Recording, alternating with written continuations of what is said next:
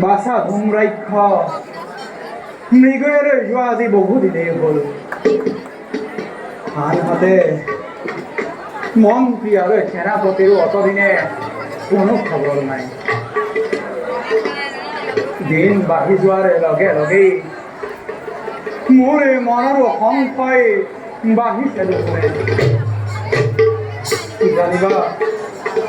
কি জানিবা সেই ভূৰ অৰণ্যতে হৈছে কিবা ভূৰ অমংগল।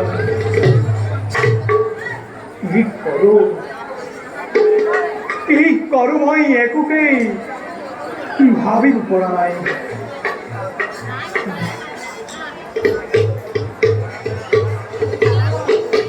মন্ত্ৰী মহাৰাজ, মন্ত্ৰী মহাৰাজ, আপুনি অকলে যে মন্ত্ৰী?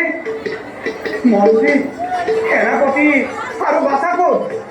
মহাৰাজ, তেওঁলোক আৰু উভতি নাহে। উভতি নাহে? হয় মহাৰাজ, উভতি নাহে? তেওঁলোক আৰু উভতি নাহে। কিন্তু কিয়? মহাৰাজ, অগস্তিৰ শাপত বদ্ধ হৈ তোমাৰ ধূম্ৰাক্ষ চূড়াচল দানৱলৈ হ'ল পৰিণত। এয়া কি শুনালে মন্ত্ৰী? হয় মহাৰাজ।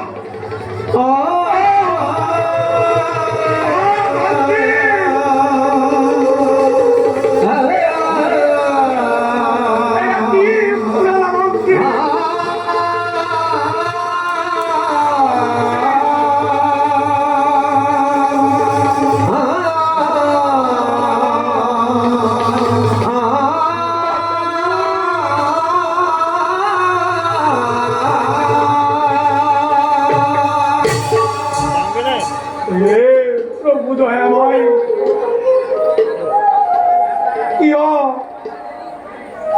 কিয় মোৰ বাছাক এনে শাস্তি দিলা?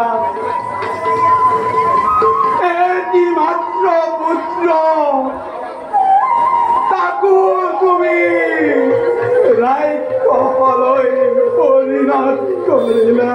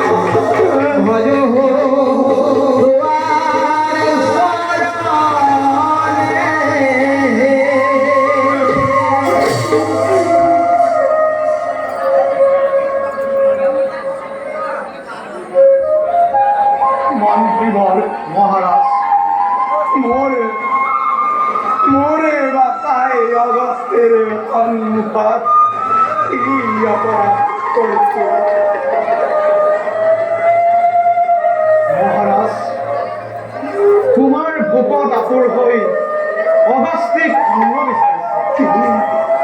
বহুবাৰ কোৱাৰ পিছতো অগস্তিয়ে অন্ন দিবলৈ সন্মত নোহোৱা তোমাৰে যজ্ঞ ধ্বংস কৰে। আৰু লগে লগেই অগস্তিয়ে শাপ দি তোমাৰ গুণৰক্ষক কুলাচল দানৱলৈ পৰিণত কৰে। কুলাচল দানৱলৈ পৰিণত হ'ল মোৰে একমাত্ৰ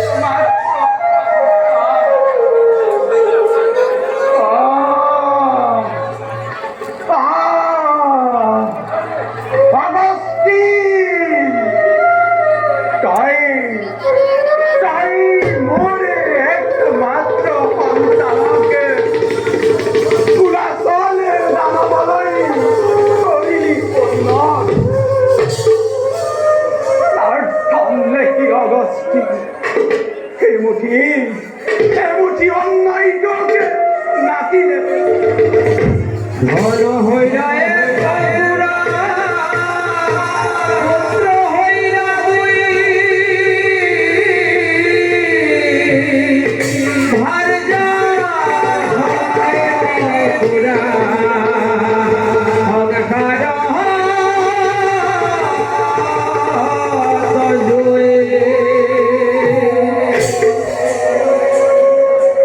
অগস্তি, তই মই পুনৰ সংসাৰ ধ্বংস কৰিলি। তোক মই খুদাই নেৰো মন্ত্ৰী, অৰম্ভৰা মন্ত্ৰী। প্ৰথমে সাক্ষাৎ কৰিবা মোৰ, তাৰ পাছত ব্যৱস্থা কৰিম সেই ভণ্ড অগস্তিৰ